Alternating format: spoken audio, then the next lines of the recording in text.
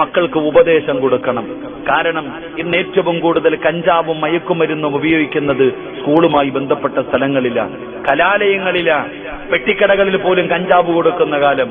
അതുകൊണ്ട് മക്കൾ സ്കൂളിലേക്ക് പോകുമ്പോൾ, പുതിയ കുട്ടികളുമായി ഇടകലരുമ്പോൾ, കോളേജുകളിലേക്ക് പഠിക്കാൻ പോകുമ്പോൾ നമ്മുടെ മക്കൾക്ക് നമ്മൾ കൊടുക്കേണ്ട രണ്ടാമത്തെ ഉപദേശം തെറ്റും ശരിയും പറഞ്ഞു മനസ്സിലാക്കി കൊടുക്കണം.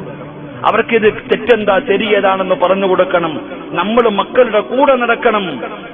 മക്കളുടെ കൂട്ടുകാരാരാ, മക്കൾ ആരുടെ കൂടാ നടക്കുന്നത്, ഇവൻ എവിടൊക്കെയാണ് പോകുന്നത്, എല്ലാ കാര്യങ്ങളും എന്റെ പ്രിയപ്പെട്ടവരെ മാതാപിതാക്കൾ സൂക്ഷിക്കണം. 2, 3 എന്റെ പ്രിയപ്പെട്ട സഹോദരങ്ങളെ, മക്കൾക്ക് ദീൻ പഠിപ്പിച്ചു കൊടുക്കണം, ആദർശം പഠിപ്പിച്ചു കൊടുക്കണം, ഇസ്ലാമിന്റെ നിയമങ്ങൾ പഠിപ്പിച്ചു കൊടുക്കണം. ചുമ്മാതെ പറഞ്ഞു വിട്ടാ പോരാ.